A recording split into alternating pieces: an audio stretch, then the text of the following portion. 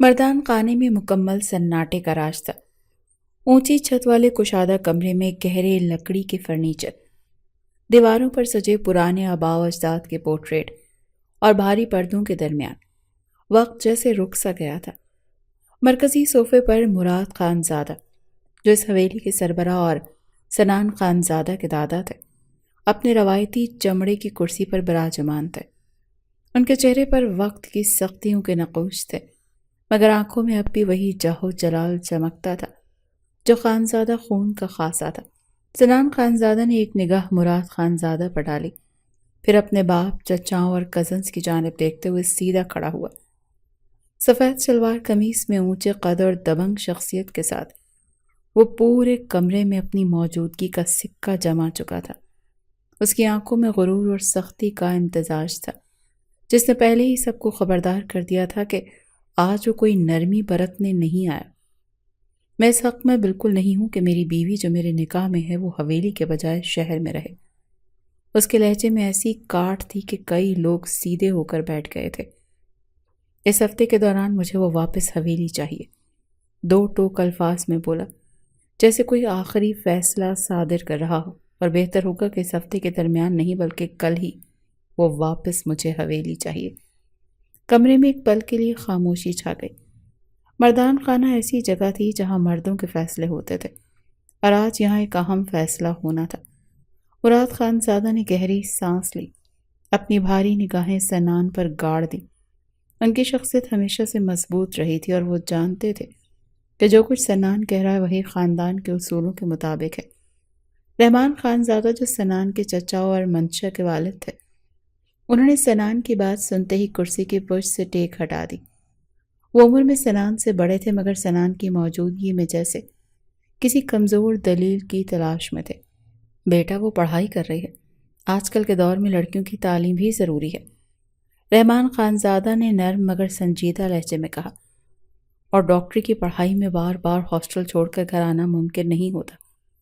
وہ بے حد عاجزی سے بولے تھے، کیونکہ وہ جانتے تھے کہ ان کے ہاتھ میں اب کچھ نہیں رہا۔ منشا ان کی اب نہیں رہی، وہ سنان کی ہو چکی ہے اور وہ اس کی ملکیت ہے۔ وہ جیسے چاہے اس کے ساتھ کر سکتا ہے، یہی ان کے خاندان کا اصول تھا۔ سنان کی آنکھوں میں ایک پل کے لیے شعلہ سا بھڑکا۔ چاچو، نکاح کے بعد عورت کا پہلا فرض اس کا گھر ہوتا ہے، شوہر کی مرضی ہوتی ہے، نہ کہ اس کی اپنی منمانی۔ منشا میری بیوی ہے اور میں نہیں چاہتا کہ وہ شہر میں اکیلی رہے، یہ میرے اصولوں کے اور غیرت کے خلاف ہے۔ وہ جب بولا تو سب اسے دیکھنے لگے، وہ ایسا ہی تھا، اس کی دلیل بہت مضبوط ہوتی تھی۔ مراد خانزادہ نے اپنی نشست سے ذرا سا آگے ہو کر عصا زمین پر ٹکایا اور گرجدار آواز میں بولے، رحمان، بلاؤ اپنی بیٹی کو واپس، کس کی اجازت سے وہ نکاح کے بعد شہر گئی ہے۔ ان کی آواز میں وہی روب تھا جو نسلوں سے خانزادہ خاندان کا خاصا رہا تھا۔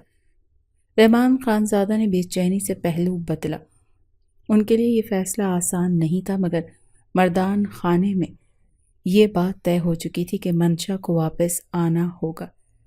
جی بابا، میں بات کر کے اسے واپس بلوا لوں گا، رحمان خانزادہ نے آہستہ سے کہا، جیسے ہار مان رہے ہوں۔ سنان کے لبوں پر ایک ہلکی سی مسکراہٹ آئی، مگر وہ زیادہ دیر رکی نہیں۔ وہ جانتا تھا کہ جو فیصلہ ہوا ہے اس پر عمل درآمد کروانا بھی اسی کی ذمہ داری ہے۔ وہ پلٹا، اپنی جیب سے موبائل نکالا اور دو ٹوک لہجے میں بولا، کل تک منشا حویلی میں ہونی چاہیے، مجھے کوئی اور وضاحت نہیں سننی۔ اس کے الفاظ نے آخری مہر لگا دی تھی۔ مردان خانے میں بیٹھے سب مرد جان چکے تھے کہ سنان خانزادہ اپنے فیصلے پر سمجھوتا کرنے والا مرد نہیں تھا۔ سنان کے جانے کے بعد وہ بھی اپنی جگہ سے کھڑے ہو گئے اور مراد صاحب سے اجازت لے کر باہر آ گئے تھے۔ ان کا دل بہت اداس ہو رہا تھا۔ وہ جانتے تھے کہ سنان غلط کر رہا ہے، ان کی بیٹی ان کا وقار تھی، ان کی زندگی کا کل اثاثہ تھی۔ بیوی کے مر جانے کے بعد انہوں نے منشا کو بالکل پھولوں کی مانند پال پوس کر بڑا کیا تھا۔ خاندان میں کسی لڑکی نے 5 جماعت کے بعد تعلیم حاصل نہیں کی تھی، صرف رحمان خانزادہ تھے جو اپنی بیٹی کو اعلیٰ تعلیم دلا رہے تھے، وہ بھی شہر کے ایک بڑے میڈیکل کالج سے۔ مگر اب جب اس کا نکاح سنان سے ہو گیا تو اس بات کے حق میں نہیں تھا کہ اس کی بیوی ہاسٹل میں رہ کر پڑھائی کرے، اور وہ یہاں آ کر اب بے بس ہو چکے تھے۔ یہی وجہ تھی کہ وہ اتنی جلدی نکاح کے حق میں نہیں تھے، مگر مراد خانزادہ کے سامنے نہ کبھی ان کی چلی تھی اور نہ کبھی چلنی تھی۔ رحمان خانزادہ نے جیب سے موبائل نکالا اور منشا کا نمبر ملایا۔ دوسری بیل پر ہی فون اٹھا لیا گیا تھا۔ دوسری طرف سے تھکی ہوئی مگر مضبوط نسوانی آواز ابھری، جی بابا۔ رحمان خانزادہ نے پل بھر کو آنکھیں موند لی جیسے خود کو سنبھال رہے ہوں، پھر دھیرے سے مگر سخت لہجے میں بولے، بیٹا تمہیں واپس آنا ہوگا۔ خاموشی، لمحے بھر کو دونوں طرف سانسیں رک گئیں، پھر منشا کی آواز گونجی، بابا آپ مذاق کر رہے ہیں، میں کیسے واپس آ سکتی ہوں؟ آپ جانتے ہیں میری پڑھائی؟ جانتا ہوں، سب جانتا ہوں، لیکن خاندان کی عزت، روایات اور اصول، یہ سب بھی جانتا ہوں۔ رحمان خانزادہ کی آواز میں بے بسی تھی مگر فیصلہ واضح تھا۔ میں نے آپ کو منع کیا تھا کہ آپ ابھی نہ جائیں، کچھ وقت بعد چلے جائیں۔ ابھی آپ منظر عام پر ہیں، لیکن آپ نے ہماری بات نہیں سنی، اور دیکھیں اب آپ کو کتنا بڑا نقصان اٹھانا پڑ رہا ہے۔ وہ بے حد بے بس لہجے میں بولے تھے۔ منشا نے بے اختیار ہنسی اڑا دی، عزت، روایات؟ بابا آپ ان جاہلوں کی باتیں کر رہے ہیں؟ ان لوگوں کو کیا معلوم کہ ایک پڑھا لکھا انسان کتنا مصروف ہوتا ہے؟ کیا انہیں اندازہ ہے کہ میرا دن کس طرح گزرتا ہے؟ اور رہی بات سنان کی، مجھے علم ہے اس کا ہی یہ شوشہ ہوگا، مجھے واپس حویلی بلایا جائے۔ اس کا لہجہ تلخ ہو گیا۔ وہ تو ہے ہی جاہل، تنگ نظر، اسے تو بس یہی چاہیے کہ اس کی بیوی اس کے پاؤں تلے بیٹھی رہے جیسے کوئی باندھی ہو۔ رحمان خانزادہ نے آنکھیں موند کر سر جھکا لیا۔ ان کے دل پر ہر لفظ ضرب لگا رہا تھا، مگر وہ جانتے تھے کہ بیٹی کو قائل کرنا ان کی ذمہ داری ہے۔ انہوں نے گہری سانس لی اور پھر آہستہ مگر گہرے لہجے میں کہا، تو کیا میں بھی تمہاری نظر میں جاہل ہوں؟ کیا میری بھی کوئی وقت نہیں؟ وہ ایک دم جذباتی ہو گئے تھے، کیونکہ وہ جانتے تھے کہ گاؤں کے اصول جتنے آسان اور صاف نظر آتے ہیں، اتنے آسان اور صاف نہیں ہیں۔ دوسری طرف خاموشی چھا گئی۔ رحمان خانزادہ نے بات جاری رکھی، جب تم شہر جانے کی ضد کر رہی تھی میں نے روکا تھا، کہا تھا کہ نکاح کے بعد لڑکی کا گھر اس کا شوہر ہوتا ہے، مگر تم نے مجھے سمجھایا کہ تمہاری تعلیم اہم ہے۔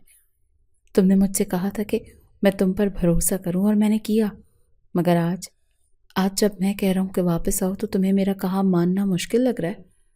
کیا میرا حق صرف تمہاری ضدوں کو سننے کا ہے؟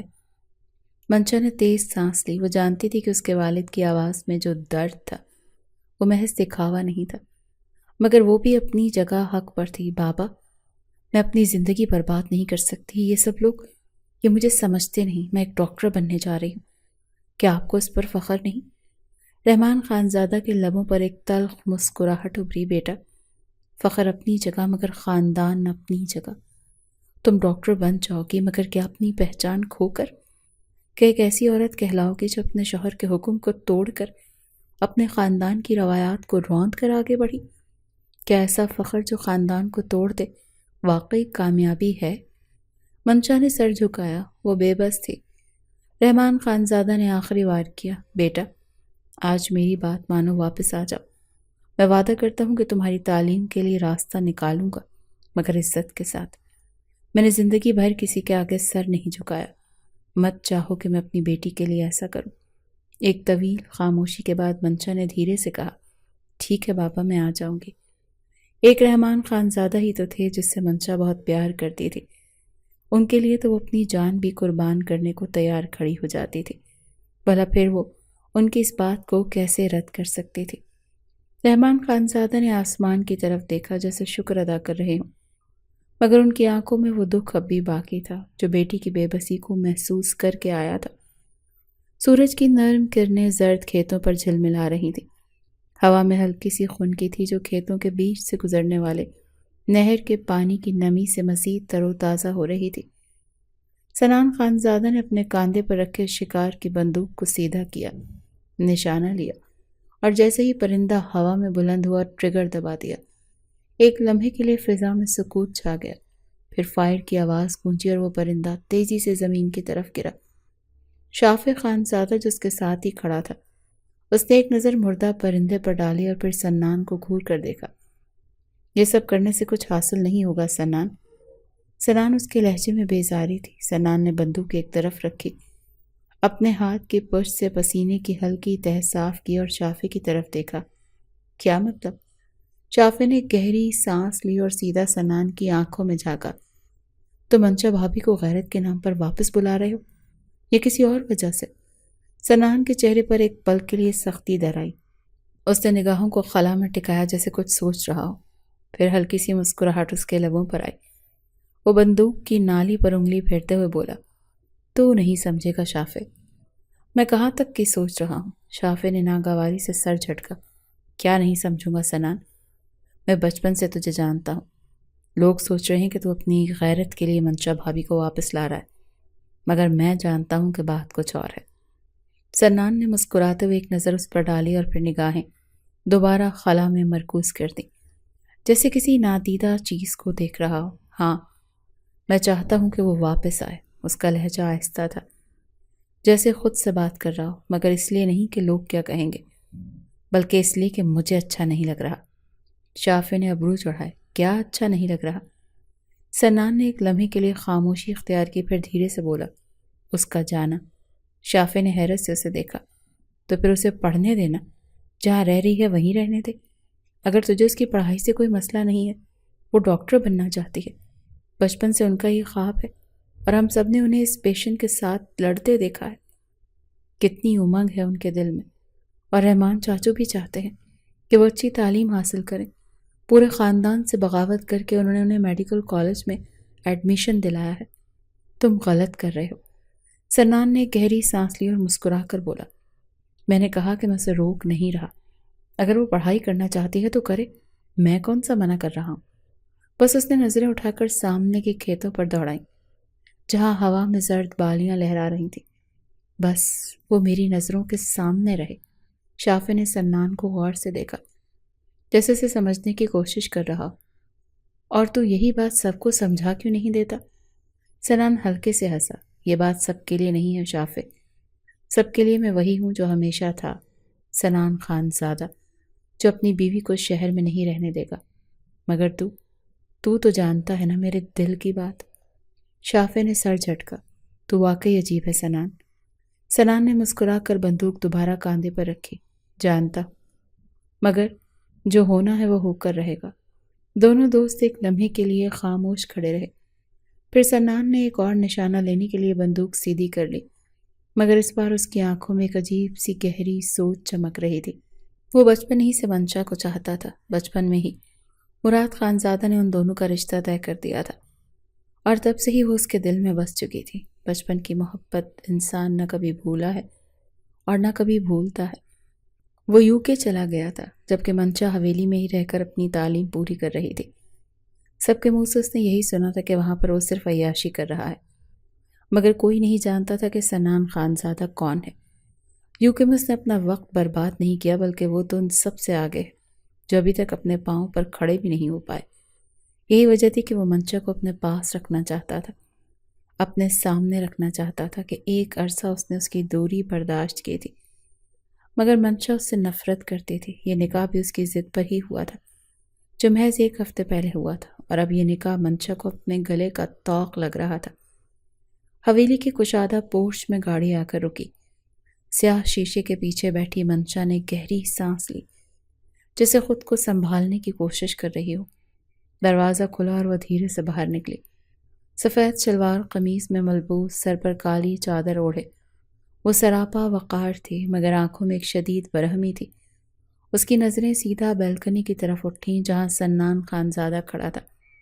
اتفاقیہ نہیں، شاید مقدر تھا کہ اسی وقت وہاں موجود ہو۔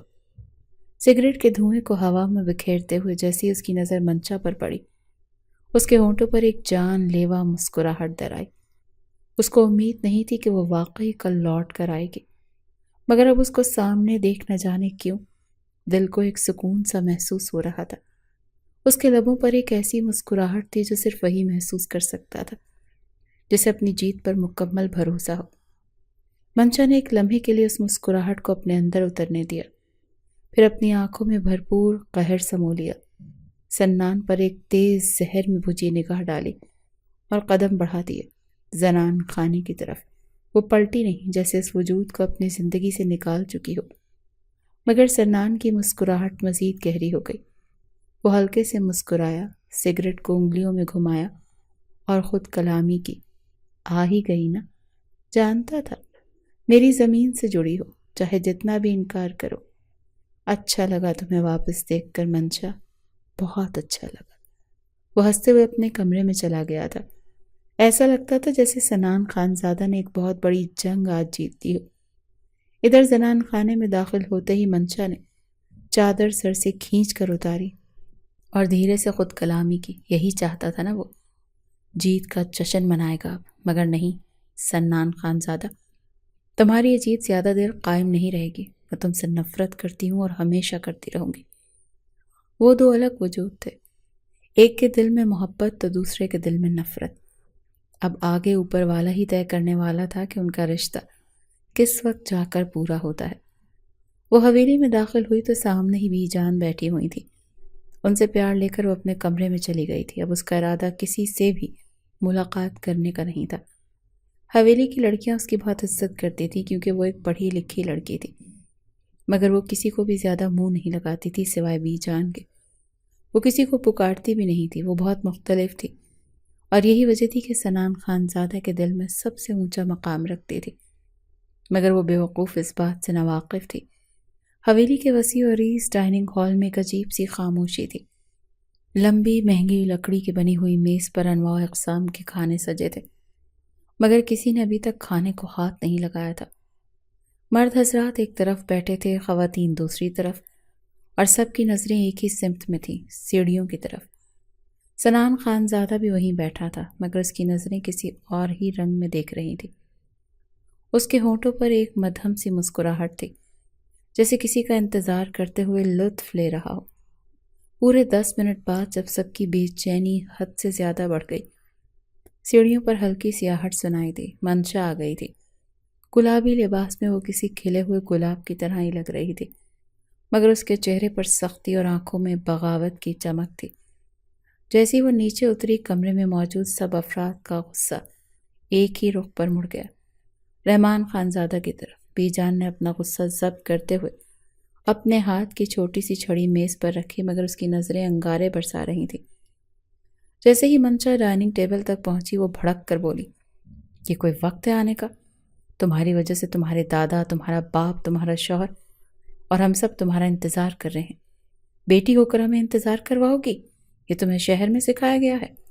منشا نے ایک نظر بی جان پر ڈالی، پھر پورے کمرے پر، جہاں سب کی نظریں سختی سے اس پر جمی ہوئی تھی سوائے ایک شخص کے، سنان خانزادہ۔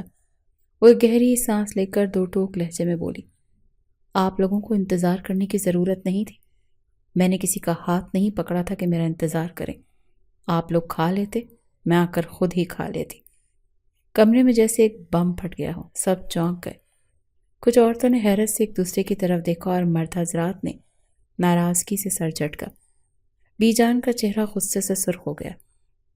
یہ بدتمیزی ہے منشا، ہم یہاں بیٹھ کر تمہارا انتظار کر رہے ہیں اور تم کہہ رہی ہو کہ ہمیں کھانا کھا لینا چاہیے تھا۔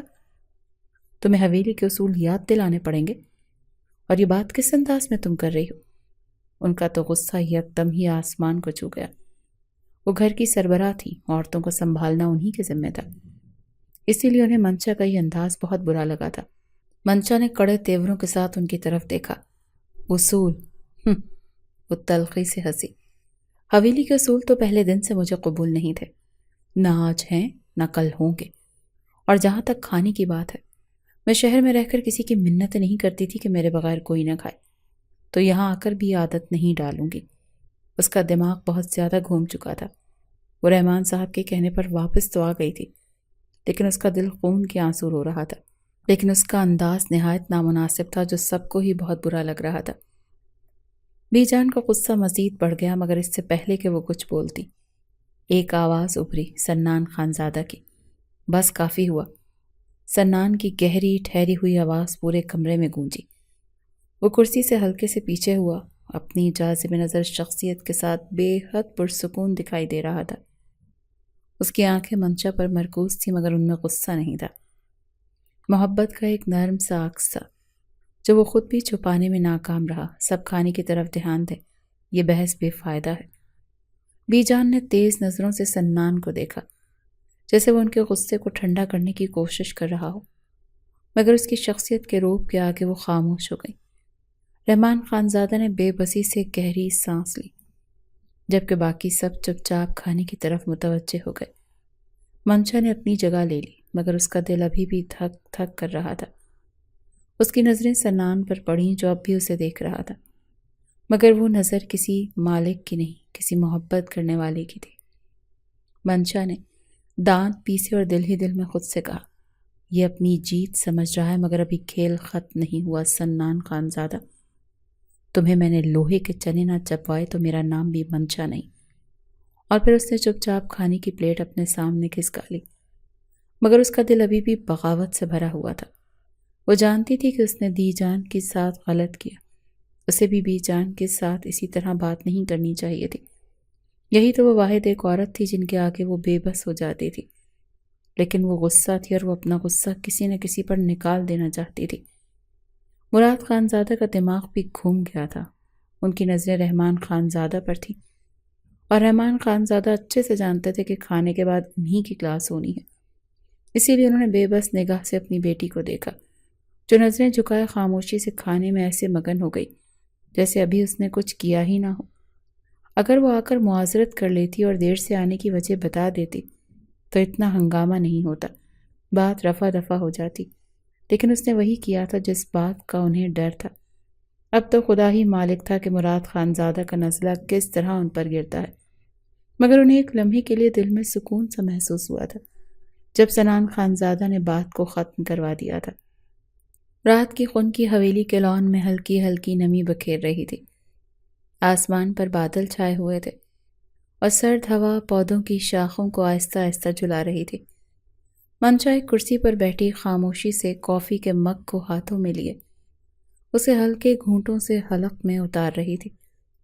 اس کے چہرے پر الجھن اور ناراضگی کی آمیزش تھی، جیسے کسی زبردستی تھوپے گئے فیصلے کو قبول کرنے کی جد و جہد کر رہی ہو۔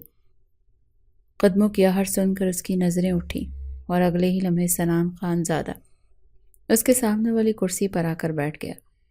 وہ ہمیشہ کی طرح مطمئن اور پرسکون نظر آ رہا تھا، جیسے یہاں آ کر اس نے کوئی خلاف توقع حرکت نہیں کی ہو۔ کیسا دن گزرا؟ اس نے نرمی سے پوچھا، کرسی کی پشت سے ٹیک لگاتے ہوئے۔ سفر میں کوئی مسئلہ تو نہیں ہوا؟ منشا نے چند لمحے اسے دیکھا اور پھر یکدم غصے سے میز پر ہاتھ مارا۔ کافی کے مگ میں ہلکی سی جنبش ہوئی، مگر سنان کی پیشانی پر کوئی شکن نہیں آئی۔ تمہاری وجہ سے سنان خانزادہ، اس کی آواز میں سختی تھی، تمہاری ضد کی وجہ سے مجھے میری پڑھائی کو اگر کچھ بھی ہوا تو مجھ سے برا کوئی نہیں ہوگا۔ سنان نے گہری سانس لی جیسے اس کے غصے کو پہلے ہی توقع کر رکھی ہو۔ میں نے تمہاری پڑھائی کے خلاف کچھ کہا ہے؟ وہ نرمی سے بولا مگر لہجے میں اتنی مضبوطی تھی کہ منشا کی تیز نگاہوں کا سامنا کر سکے۔ کہنے کی ضرورت ہی کیا تھی؟ تم نے زبردستی مجھے یہاں بلایا، حویلی کے اصولوں کی دہائی دی، دادا کو بیچ میں ڈالا، بابا پر دباؤ ڈالا، اور اب کہتے ہو کہ میں غلط سوچ رہی ہوں۔ وہ غصے میں اس کی طرف جھکی۔ تم جیسے لوگ ہمیشہ اپنی طاقت کا مظاہرہ کر کے عورت کو کمزور سمجھتے ہو۔ سنان نے ہلکی سی مسکراہٹ باز کی، مگر اس میں تکبر نہیں، ایک عجیب سی نرمی تھی۔ میں نے تمہیں کمزور نہیں سمجھا منشا، تم اگر کمزور ہوتی تو آج میرے سامنے بیٹھ کر مجھ پر غصہ نہ کر رہی ہوتی۔ فضول باتیں مت کرو، وہ جھنجھلا کر بولی۔ مجھے شہر جانا ہے، میں اپنی زندگی کے فیصلے خود کرنا چاہتی ہوں اور کسی سنان خانزادہ کے حکم پر یہاں نہیں بیٹھ سکتی۔ سنان نے سر جھکا کر ہاتھ کی پشت پر انگلیاں پھیری، پھر سنجیدگی سے اس کی طرف دیکھا۔ اگر فیصلہ تمہارا ہے تو پھر یہ غصہ کیوں؟ کیا تمہیں واقعی لگتا ہے کہ میں تمہیں پڑھائی سے روک دوں گا؟ تم روک چکے ہو۔ نہیں، میں نے تمہیں صرف یہاں بلایا ہے، وہ اطمینان سے بولا، اور جہاں تک تمہاری پڑھائی کا تعلق ہے وہ تمہاری مرضی سے چلے گی، میری ضد سے نہیں۔ بس اتنا چاہتا ہوں کہ تم میری نظروں کے سامنے رہو۔ منشا نے اسے کڑوی نظروں سے گھورا۔ یہی مسئلہ ہے سنان خانزادہ، تمہیں ہر چیز اپنی نظروں کے سامنے رکھنے کی عادت ہے، تم لوگوں کو قابو میں رکھنے کے عادی ہو، جبھی تم مجھے زہر لگتے ہو۔ میں اس نکاح کے حق میں بالکل نہیں تھی، تمہاری وجہ سے یہ نکاح ہوا، اور اب تم نے میری پڑھائی رکوا دی۔ تم سمجھتے کیا ہو خود کو؟ وہ جب بولنے پر آئی تو خاموش نہیں ہوئی تھی، اسے لمحے بھر کے لیے بھی اس سے خوف نہیں محسوس ہوا تھا۔ یہی تو وجہ تھی کہ وہ اس کے سامنے پھٹ پڑی تھی۔ سنان نے ہلکی سی مسکراہٹ دبائی مگر کچھ بولا نہیں۔ منشا نے غصے میں اپنی چادر درست کی اور کرسی پیچھے دھکیل کر کھڑی ہو گئی۔ بس، میں یہ سب مزید برداشت نہیں کر سکتی۔ وہ پلٹی اور لمبے قدم اٹھاتی اندر کی طرف بڑھ گئی۔ سنان نے اسے جاتے ہوئے دیکھا۔ اس کی زہر آلود باتیں، سخت لہجہ، جلتی ہوئی آنکھیں، سب سن کر بھی وہ پرسکون رہا۔ ایک لمحے کے لیے اس کی نگاہیں خلا میں گم ہو گئی۔ پھر وہ مدھم لہجے میں خود سے بولا، نفرت جتنی بھی شدید ہو، محبت کے بغیر ادھوری رہتی ہے منشا۔ تمہیں یہ سمجھنے میں وقت لگے گا، مگر ایک دن ضرور سمجھو گی۔ اور وہ دوبارہ کرسی سے ٹیک لگا کر آسمان پر چھائے بادلوں کو دیکھنے لگا، جیسے کسی نئے طوفان کا انتظار کر رہا ہو۔ حویلی کی صبح ہمیشہ خاموش اور پرسکون ہوتی تھی، مگر آج فضا میں ایک عجیب سی بے چینی تھی۔ سنان خانزادہ بیدار ہوتے ہی سیدھا ڈیرے پر جانے کا ارادہ رکھتا تھا، مگر کسی خیال کے تحت اس کے قدم خود بخود منشا کے کمرے کی طرف بڑھ گئے۔ دروازہ نیم وا تھا اور اندر وہ نظر آئی۔ وہ خاموشی سے اندر چلا گیا اور دروازے کے ساتھ ٹیک لگائے اس کو دیکھنے لگا، جو شاید ابھی ہی نیند سے جاگی تھی۔ بکھرے بال، آنکھوں میں نیند کی ہلکی سی سرخی اور سفید دوپٹے سے بے نیاز، وہ جیسے ہی اسے اپنے کمرے میں کھڑا دیکھتی ہے بری طرح گڑبڑا جاتی ہے۔ منشا نے فوراً اپنا دوپٹہ تلاش کرنے کے لیے نظریں گھمائیں اور آگے بڑھنے ہی والی تھی کہ سنان نے ایک پل میں قدم بڑھا کر اپنے بازو اس کی کمر کے گرد حائل کر دیے۔ وہ ٹھٹک گئی، آنکھیں حیرت سے پھیل گئیں اور دل کی دھڑکن بے ترتیب ہو گئی۔ اس کا چہرہ سرخ انار ہو چکا تھا اور وہ بری طرح سے گھبرا چکی تھی، کیونکہ اسے بالکل اندازہ نہیں تھا کہ اچانک سنان اس کے کمرے میں آ جائے گا۔ اس کا سرخ چہرہ دیکھ کر وہ مسکراتے ہوئے بولا تھا، جب بھی تمہارے قریب آتا ہوں مرنے والی ہو جاتی ہوں، بعد میں کیسے برداشت کرو گی میری غربت؟ اس کی آواز میں ایک عجیب سا سکون تھا، مگر الفاظ میں گہری شدت۔ اس نے اپنا چہرہ جھکا کر محبت سے اس کے ماتھے پر ہونٹ رکھنے کی کوشش کی، مگر منشا جیسے ہوش میں آ گئی۔ ہٹو! وہ غصے سے غرائی اور پوری طاقت سے اسے دھکا دیا۔ سنان لڑکھڑا کر پیچھے ہوا، مگر اس کی نظریں جمی رہیں۔ تم جیسے لوگ؟ منشا کی آنکھوں میں نفرت کے ساتھ ساتھ ایک اجنبی خوف بھی تھا۔ تم جیسے جاہل مردوں کو عورت کے جذبات سے زیادہ اس کا جسم چاہیے ہوتا ہے۔ تمہارے جیسے مرد صرف اپنی ہوس کی تسکین چاہتے ہیں، تمہیں عورت کی عزت کرنا نہیں آتی۔ تم جیسے لوگوں کے لیے عورت صرف ایک چیز ہے، ایک ملکیت۔ سب کو معلوم ہے مجھے سنان، تم نے مجھ سے نکاح کیوں کیا ہے؟ اس کا لہجہ لڑکھڑاہٹ کا شکار تھا اور آنکھوں میں نمی چمکنے لگی۔ وہ تو کچھ اور ہی سمجھ بیٹھی تھی، جبکہ سنان کا ارادہ کچھ اور تھا۔ سنان خاموشی سے اس کی باتیں سنتا رہا، مگر اس کی نظریں بدل گئیں۔ ایک پل میں وہ سنان جو ہمیشہ پرسکون رہتا تھا، اب کسی طوفان سے پہلے کے سناٹے جیسا لگنے لگا۔ اس کی آنکھوں میں شعلے بھڑکنے لگے، چہرے کی سختی بڑھ گئی اور مٹھیاں بند ہو گئیں۔ اس کو بالکل اندازہ نہیں تھا کہ وہ اتنے گھٹیا الفاظ اس کے لیے استعمال کرے گی۔ وہ اس سے محبت کرتا تھا اور وہ اسے ایک ہوس زدہ مرد کہہ رہی تھی۔ کیا کہا تم نے؟ اس کا لہجہ دب گیا تھا، مگر خطرناک حد تک سنجیدہ تھا۔ منشا نے ایک پل کے لیے اس کی سرخ ہوتی آنکھوں میں دیکھا، مگر وہ اپنے زہر بھرے الفاظ پر قائم رہی۔ میں نے وہی کہا جو حقیقت ہے۔ تم صرف ایک جاہل وڈیرے ہو جو عورت کو اپنی ملکیت سمجھتا ہے۔ سنان نے ایک جھٹکے سے اس کے بازو پکڑے اور اسے اپنی طرف کھینچ لیا۔ وہ گھبرا کر مزاحمت کرنے لگی، مگر اس کی گرفت مضبوط تھی۔ تمہیں لگتا ہے کہ میں جاہل ہوں؟ تمہیں لگتا ہے کہ میں صرف ایک عورت کو حاصل کرنا جانتا ہوں؟ اس کی آواز میں سرد موری آ گئی تھی۔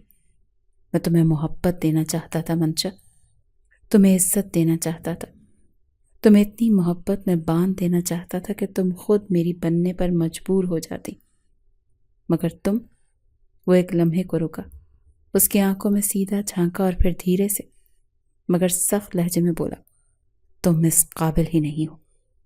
یہ کہتے ہی سنان نے جھٹکے سے اس کے بازو چھوڑ دیے۔ منشا توازن برقرار نہ رکھ سکی اور 2 قدم پیچھے ہٹ گئی۔ اس کے چہرے پر حیرت تھی، بے یقینی اور انجانی گھبراہٹ تھی۔ سنان نے ایک آخری نظر اس پر ڈالی، پھر بغیر کچھ کہے لمبے لمبے قدم اٹھاتا دروازے کی طرف بڑھا۔ اب تو میں دکھاؤں گا منشا کہ میں کتنا بڑا جاہل ہوں، یہ کہہ کر وہ دروازہ دھڑام سے کھولتا ہوا باہر نکل گیا اور حویلی کے طویل راہداریوں سے گزرتا ہوا مردان خانے کی طرف بڑھ گیا۔ منشا وہیں کھڑی رہ گئی، اپنے بازوؤں پر انگلیوں کی سرخ لکیریں دیکھتی۔ پہلی بار اس کے دل میں ایک انجانا سا خوف جاگا تھا۔ اس کو پہلی بار اپنے لہجے کی سنگینی کا احساس ہوا تھا کہ اس نے اس طرح کے الفاظ نہیں بولنے چاہیے تھے۔ یہ بات تو حقیقت تھی کہ منشا نے اس کی آنکھوں میں کبھی بھی خود کے لیے غلط انداز نہیں دیکھا تھا۔ یہی وجہ تھی کہ وہ تھوڑا گھبرا گئی تھی۔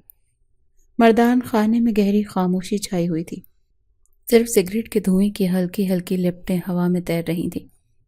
لمبی مضبوط صوفوں پر بڑے خانزادے اور نوجوان بیٹھے تھے۔ مراد خانزادہ، رحمان خانزادہ، سنان کے والد اور دیگر مرد حویلی کے فیصلوں پر گفتگو میں مصروف تھے کہ اچانک بھاری قدموں کی آواز سنائی دی۔ سنان خانزادہ اندر داخل ہوا، سفید شلوار قمیص میں ملبوس، چہرے پر سختی اور آنکھوں میں عجیب سا اضطراب۔ وہ کسی کو سلام کیے بغیر سیدھا جا کر اپنے دادا مراد خانزادہ کے سامنے کھڑا ہو گیا۔ مجھے 2 دن کے اندر اندر رخصتی چاہیے۔ اس کی آواز گونجی گویا کسی نے کمرے میں دھماکہ کر دیا ہو۔ اس کا لہجہ خطرناک حد تک سنگین تھا۔ سب لوگ چونک گئے، کچھ نے حیرت سے ایک دوسرے کو دیکھا، کچھ سنان کو۔ شافع جو اس کے قریب بیٹھا تھا بے یقینی سے سیدھا ہو کر بیٹھ گیا۔ مراد خانزادہ کی بھاری پرسکون آواز خاموشی کو چیرتی ہوئی نکلی۔ یہ کیا کہہ رہے ہو سنان؟ جو سن رہے ہیں دادا۔ سنان کی نظریں سیدھی مراد خانزادہ پر جمی تھی۔ میں مزید انتظار نہیں کر سکتا، مجھے اپنی بیوی حویلی میں اپنے ساتھ اپنے کمرے میں چاہیے، اور 2 دن کے اندر اندر رخصتی ہوگی۔ مراد خانزادہ اس سے بہت پیار کرتے تھے، وہ آنے والے وقت کا سردار تھا، اس کی بات کو نظر انداز کرنا بھی توہین تھا۔ یہی وجہ تھی کہ وہ تھوڑا سا متفکر نظر آنے لگے تھے۔ یہ ناممکن ہے، رحمان خانزادہ فوراً بولے۔ ان کا چہرہ فکر مندی میں گھرا ہوا تھا۔ منشا بھی پڑھ رہی ہے، اس کی تعلیم مکمل ہونے تک مجھے اس کی تعلیم سے کوئی مسئلہ نہیں، سنان نے بے رحمی سے جواب دیا۔ پڑھنا چاہتی ہے تو میرے ساتھ رہے اور پڑھے، مگر شہر میں نہیں۔ شافع نے لب کھولے۔ سنان، یہ سب اچانک؟ ابھی کچھ دن پہلے تو تم نے کہا تھا کہ تم اسے وقت دو گے۔ سنان کی نظریں اس پر گئیں مگر ان میں جذبات کا شائبہ تک نہ تھا۔ وقت دیا تھا، مگر بدلے میں کیا ملا؟ وہ تلخی سے مسکرایا۔ اس کی بدتمیزی، بے ادبی اور مجھے بار بار ذلیل کرنے کی کوشش۔ اب بس، یا تو 2 دن میں اس کی رخصتی ہو جائے گی یا میں اسے طلاق دے دوں گا۔ یہ کہتے ہی وہ مڑا، کسی کا جواب سنے بغیر بھاری قدموں سے مردان خانے سے نکل گیا۔ پورا کمرہ ساکت ہو گیا۔ ایک پل کے لیے سب نے ایک دوسرے کو دیکھا، گویا کوئی فیصلہ نہ کر پا رہے ہوں کہ اس بات کو سنجیدہ لیں یا نہیں۔ مراد خانزادہ نے گہری سانس لی، پھر دھیرے سے مگر مضبوط لہجے میں کہا، 2 دن بعد رخصتی ہوگی۔ رحمان خانزادہ نے بے یقینی سے اپنے باپ کی طرف دیکھا۔ یہ آپ کیا کہہ رہے ہیں؟ منشا نے کبھی بھی اس کے لیے راضی نہیں ہونا، وہ ضدی ہے، وہ خاندان کی عزت کا سوال ہے رحمان۔ مراد خانزادہ نے ٹھنڈے مگر سخت لہجے میں کہا، منشا اب سنان کی بیوی ہے اور ہم نے ہمیشہ اپنی بیٹیوں کو شوہر کے گھر بھیجا ہے، نہ کہیں وہ آزاد چھوڑا ہے، اور اگر اس نے غصے میں آ کر کوئی غلط الفاظ اپنے منہ سے ادا کر دیے تو تم کیا کرو گے؟ طلاق یافتہ بیٹی کا، اسی لیے خاموش رہو۔ رحمان خانزادہ کے چہرے پر گہری پریشانی چھا گئی تھی۔ وہ جانتے تھے کہ منشا کبھی اس فیصلے کو قبول نہیں کرے گی، مگر وہ یہ بھی جانتے تھے کہ وہ ایک ایسی حویلی میں پیدا ہوئی تھی جہاں بیٹیوں کی مرضی نہیں، صرف خاندان کی عزت دیکھی جاتی تھی۔ کمرے میں ہلکی روشنی تھی، کھڑکی کے پردے نیم وا تھے اور رات کی خنک ہوا اندر آ رہی تھی۔ منشا بیڈ پر بیٹھی کسی کتاب کے صفحات الٹ رہی تھی، مگر اس کی آنکھیں ایک بھی لفظ پر ٹھہر نہیں رہی تھی۔ دروازے پر ہلکی دستک ہوئی اور پھر بنا اجازت لیے دروازہ کھول کر رحمان خانزادہ اندر آ گئے۔ وہ ہمیشہ کی طرح سنجیدہ اور بردبار نظر آ رہے تھے۔ مگر آج ان کی آنکھوں میں ایک عجیب سی کشمکش تھی۔ انہوں نے ایک لمحے کے لیے منشا کو دیکھا جو کتاب بند کر کے سیدھی ہو کر بیٹھی تھی۔ بیٹا، 2 دن بعد تمہاری رخصتی ہے۔ الفاظ نرم تھے مگر ان کے پیچھے حویلی کا سخت قانون تھا۔ منشا کی آنکھیں حیرت سے پھیل گئیں، پھر ایک لمحے میں وہ بھڑک اٹھی۔ یہ کیا کہہ رہے ہیں بابا؟ یہ کیسے ہو سکتا ہے؟ اس کے تو وہم و گمان میں بھی نہیں تھا کہ آج اس پر کیسا بم پھوٹنے والا ہے۔ رحمان خانزادہ نے سکون سے اسے دیکھا، جیسے پہلے سے جانتے ہوں کہ وہ یہی رد عمل دے گی۔ یہ فیصلہ ہو چکا ہے منشا، تمہیں اب اس کمرے سے اپنے شوہر کے کمرے میں جانا ہے۔ نہیں۔ منشا تیزی سے کھڑی ہوئی، اس کی آواز میں وہی ضد تھی، وہی بغاوت تھی جو ہمیشہ رہی تھی۔ یہ نہیں ہو سکتا، میں نے نکاح کر لیا، وہ بھی آپ کی ضد پر، مگر اب میں یہ رخصتی قبول نہیں کروں گی۔ رحمان خانزادہ نے گہری سانس لی، جیسے اپنے جذبات قابو میں رکھ رہے ہوں۔ منشا، یہ کوئی پسند یا ناپسند کی بات نہیں، یہ تمہارا فرض ہے۔ تمہاری ماں زندہ ہوتی تو وہ بھی یہی کہتی، مت کیجیے ماں کی بات۔ منشا کی آواز تیز ہو گئی۔ وہ زندہ ہوتی تو مجھے کبھی بھی اس دائرے میں نہ دھکیلتی جو آپ لوگوں نے میرے گرد کھینچ رکھا ہے۔ رحمان خانزادہ نے ایک لمحے کے لیے نظریں جھکائیں مگر پھر سیدھے ہو کر بولے، اگر تم نے اس رخصتی کو قبول نہیں کیا تو یاد رکھو میرا مرا ہوا چہرہ دیکھو گی۔ منشا، میں تم سے ہمیشہ کے لیے قطع تعلق کر لوں گا۔ کمرے میں سناٹا چھا گیا۔ منشا کی آنکھیں حیرت اور دکھ سے بھر گئی۔ اس نے بے یقینی سے اپنے والد کو دیکھا۔ بابا، آپ ایسا نہیں کہہ سکتے۔ کہہ رہا ہوں، اور یہ آخری بات ہے۔ رحمان خانزادہ کی آواز میں لرزش تھی مگر عزم بھی تھا۔ منشا کا وجود کانپ گیا۔ اس نے بے بسی سے آنکھیں بند کر لیں، سانس لینے میں دشواری ہونے لگی۔ وہ جانتی تھی کہ وہ اپنی مرضی مسلط کر سکتے ہیں، مگر آج پہلی بار انہوں نے اپنا پیار بھی شرط بنا دیا تھا۔ آنکھوں میں آنسو تیرنے لگے۔ اس نے کپ کپاتے لبوں سے بمشکل کہا، کیا آپ سے بڑھ کر میرے لیے کچھ بھی ہو سکتا ہے بابا؟ رحمان خانزادہ کی آنکھیں نم ہو گئیں مگر وہ خاموش رہے۔ منشا نے لرزتے ہاتھوں سے اپنے آنسو پونچھے۔ دل میں ایک شدید خوف سموئے مگر لبوں سے وہی ایک لفظ نکلا جو وہ کبھی کہنا نہیں چاہتی تھی، ہاں ٹھیک ہے، دھکیل دیں مجھے اندھے کنویں میں۔ یہی چاہتے ہیں آپ؟ راضی ہوں میں اس رخصتی کے لیے۔ یہ کہتے ہوئے وہ واش روم میں بند ہو گئی تھی، اور پھر وہی ہوا جو سنان خانزادہ نے چاہا تھا۔ رخصتی ہو چکی تھی، اس کے لاکھ اختلاف کے سہی وہ سب اپنے کمرے میں لے آیا تھا۔ وہ ایسا ہی تھا، دادا کا چہیتا اور بی جان کی زندگی، بھلا اس کی بات کون رد کر سکتا تھا؟ کمرے میں مدھم روشنی تھی، سرخ اور سنہری رنگوں میں سجی، ایک شاہانہ انداز لیے۔ پلنگ پر سفید دوپٹے میں لپٹی منشا، جو دن بھر کی تھکن اور خوف کے سبب سنان کا انتظار کرتے کرتے سو گئی تھی۔ اس کی سانسیں ہموار تھی، چہرہ معصومیت میں ڈھلا ہوا تھا۔ دروازہ دھیرے سے کھلا اور سنان خانزادہ اندر آیا۔ اس کی آنکھوں میں سختی تھی، چہرے پر ایک عجیب سی سرد مہری چھائی ہوئی تھی۔ قدموں کی آواز جیسے ہی کمرے میں گونجی، منشا نے کروٹ لی مگر نیند میں ہی رہی۔